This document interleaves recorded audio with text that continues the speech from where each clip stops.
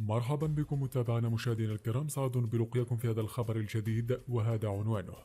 القضاء المغربي يدين 18 داركيا ونائب وكيل الملك ب 115 سنة سجنا نافذا وغرامات مالية لن تصدقوا حجمها. قبل ما نبداو في التفاصيل ما تنساش دير جيم واشتراك في القناة باش تكون انت الاول اللي كتوصل بالاخبار المغربية دائما. الى التفاصيل.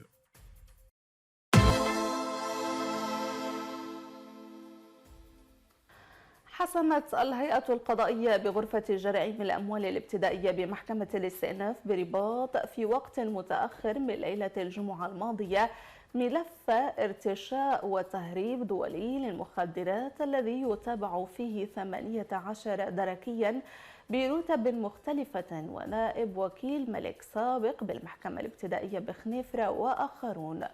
ونطق رئيس الهيئة القضائية بالأحكام الابتدائية وبلغت هذه الأخيرة في مجموعها 115 سنة سجنا نافذا وملايين الدراهم غرامات مالية وتعويضات لصالح إدارة الجمارك.